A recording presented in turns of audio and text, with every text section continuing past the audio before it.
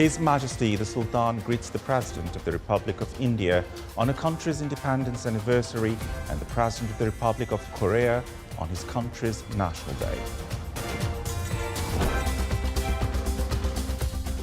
Condolences of His Majesty the Sultan to His Highness Sheikh the Emir of the State of Kuwait on the death of His Highness Sheikh Salim Al-Ali Al-Salim Al-Sabah are conveyed by His Highness Sayyid Harb bin Thuwaini Al-Said. And the Sultanate of Oman condemns the storming of the courtyards of Al-Aqsa Mosque by members of the Israeli occupation government.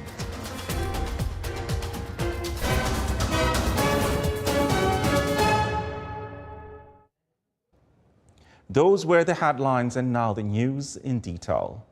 His Majesty Sultan Haytham bin Tariq sent a cable of greetings to Her Excellency President Draupadi Murmu, President of the Republic of India, on her country's Independence Day. His Majesty the Sultan also sent a cable of greetings to His Excellency President Yoon Suk Yeol, President of the Republic of Korea, on his country's National Day.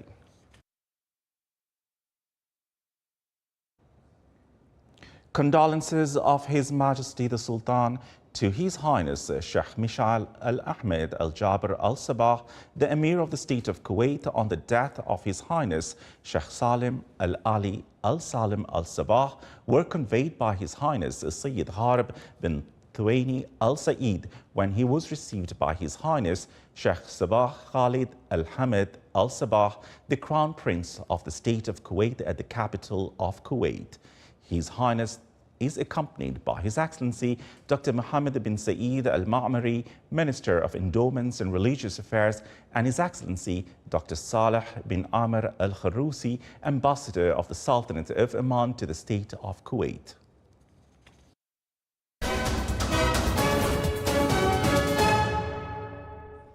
The introductory meeting of the Oman Chamber of Commerce and Industry branch in the Governorate of Dhofar reviewed the role of the Oman Future Fund and partnership between the public and private sector and stimulating investment.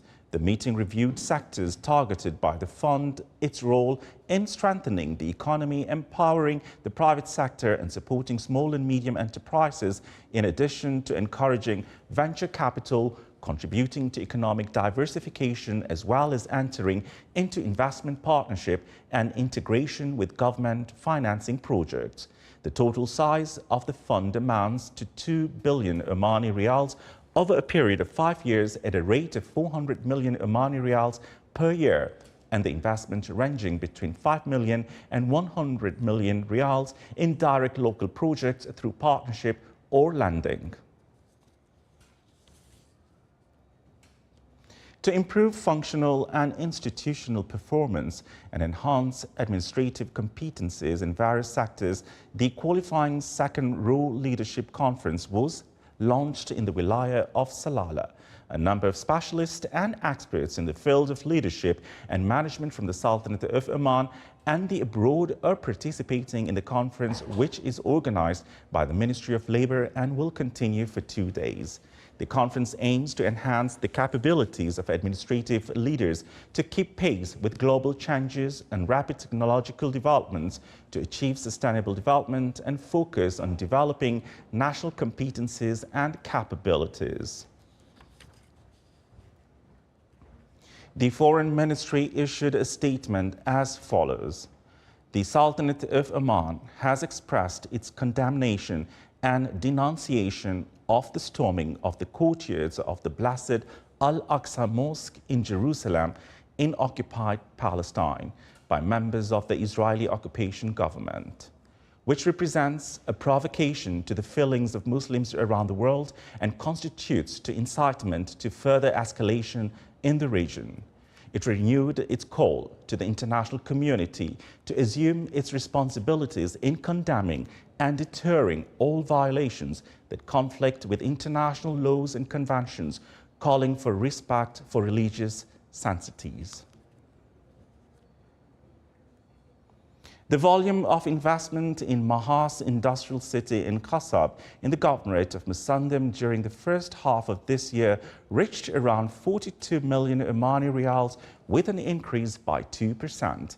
The city succeeded in attracting and localizing a number of projects such as electrical industries, warehouse logistics, engineering services and technical projects, with an investment cost exceeding 3 million Omani Riyals. Infrastructure construction projects also exceeded in Mahas industrial city by 90%, with a total cost of approximately 5 million Riyals.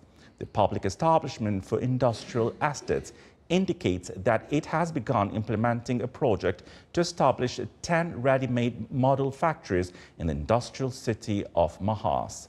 This will contribute in promoting industrial development and supporting small and medium enterprises projects as well as entrepreneurship.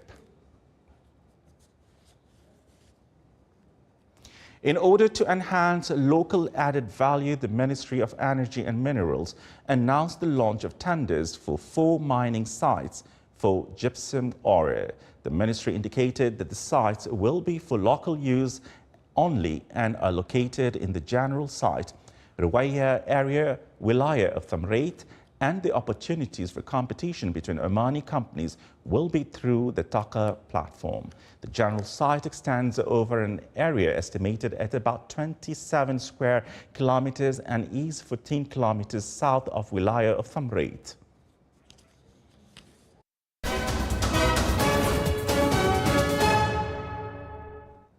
31-year-old displaced Gazan Mohammed Abu Al-Qusan left his newborn twins with his wife to go and collect their birth certificates, only to find out a bit later that they were all killed in an Israeli airstrike. The boy and girl twins were born on Saturday, August 10th. They were killed on Tuesday, August 15th, along with their mother and grandmother. In the apartments the family was sheltering in after fleeing northern Gaza. Barely able to speak without crying, Abu Al-Qusan held the laminated birth certificates in the morgue at the Al-Aqsa Martyrs Hospital in Deir al-Balah. The Euro-Mediterranean Human Rights Monitor said that all statistics show that the Israeli occupation killed 2,100 Palestinian infants under the age of 2 years. Among about 17,000 children were killed in Gaza since the beginning of the genocide. U.S. envoy Amos Hochstein said today that he believed the all-out war between Israel and Lebanon's Hezbollah could be avoided by the Israel and Hamas needed to move towards a peace agreement with Gaza. Further delay with Hezbollah began cross-border attacks on Israel soon after Israeli forces began a military assault on Gaza. Israeli fire, initially confined to Lebanon's border area, had now targeted senior Hezbollah, Hamas and other figures further north. Hochstein, a senior advisor to U.S. President Joe Biden, landed in Beirut today to deter an escalation between Hezbollah and Israel. The U.S. envoy said, "We continue to believe that the diplomatic resolution is achievable because we continue to believe that no one truly wants a full-scale war between Lebanon and Israel."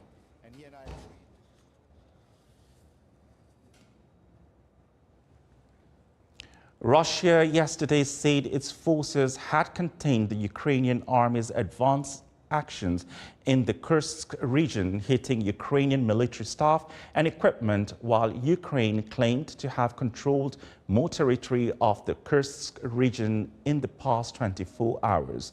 The report also stated briefly that the operations in the directions, noting that the Russian army destroyed a Su-27 fighter jet and hit 3 air defense missile systems of the Ukrainian army in the past 24 hours. That its air defense system shot down 52 drones and 1 Mi-8 helicopter. Russia's border region of Belgorod has begun relocating its residents to safer places amid increased military activity near the Ukrainian border.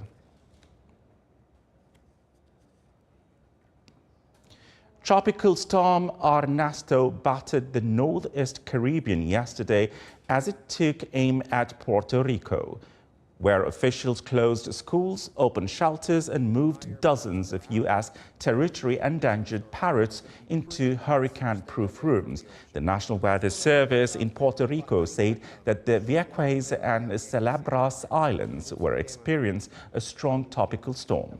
The National Oceanic and Atmospheric Administration has predicted an above-average Atlantic hurricane season this year because of the record warm ocean temperatures. It forecast 17 to 25 named storms, with 4 to 7 major hurricanes at Category 3 or higher. Yellow fields dried up by the scorching sun as far as the eye can see. This agricultural land in Bosnia's northeastern Samberija region has been backed by extreme weather. The country has been hit with 3 heat waves this year, and all farms can do is watch their corn crops wither in the fields. Experts say that the state of the plants is unusual. A local agronomist said huge accumulation of heat energy and excessive evaporation rates already had the huge impact on Bosnia's agriculture sector. The country had seen almost no rain the whole summer, with daily temperatures hovering between 35 to 40 degrees Celsius for days on end in June, July, and now again in August.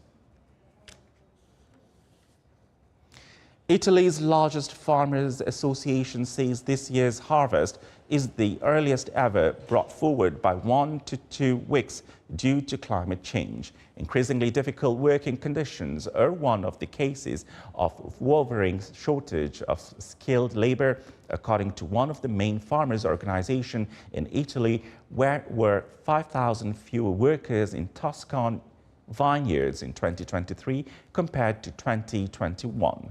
The lack of manpower is only one of the problems for wine growers. There are also production costs, water consumption, and survival of the grapes themselves. The great variety of wines has always been made possible with winters and are never too harsh and mild summers. This balance has been broken in recent years by the unstable climate with hot summer, sudden thunderstorms, and scarce rainfall.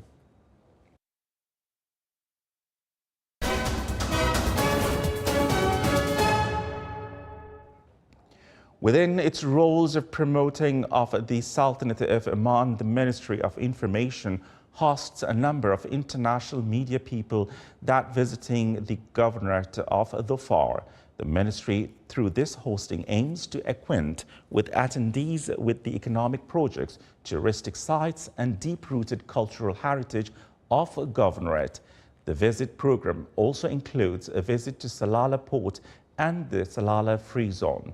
The program also aims to attract a large number of visitors from Europe, North America, Africa, and East Asia through broadcasting promotion messages via international media means such as Reuters, National Geographic magazines, and many others. The Office of Al-Dakhliya Governor organized a water symposium in the Wilaya of Al-Jabal Al-Akhdar. The event discussed the natural geography and geology of mountainous areas and increasing water shortage in these areas. More details in the following report. Addressing the pressing issues of water sustainability and environmental stewardship in the Wilaya of Al-Jabal Al-Akhdar, as well as discussing innovative solutions for managing the region's precious water resources, was highlighted at the symposium titled Water in Al-Jabal Al-Akhdar, Development Necessity and Environmental Sustainability. Participate in this important symposium about water resources in Jabal Akhdar due to the challenges facing this sector in this important environment.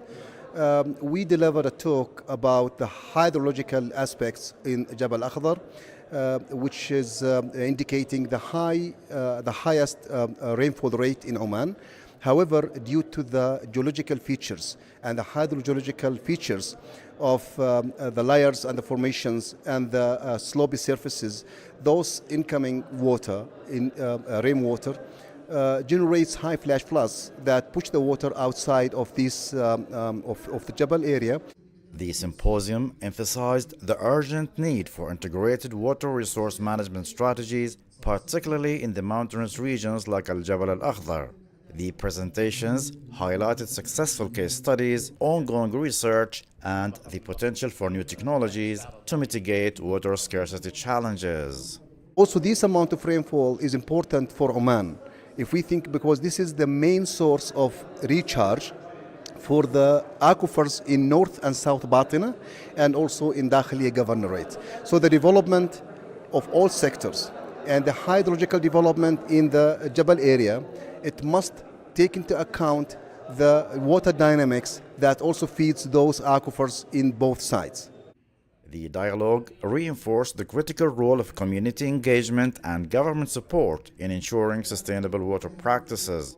The event's outcomes are expected to guide future policies and initiatives to achieve long-term environmental sustainability and water security in the region. From the Wilaya of Al-Jabal Al-Akhdar, this is Saleh Al-Khalfan Al-Rahbi, Al-Dakhiliya Governorate.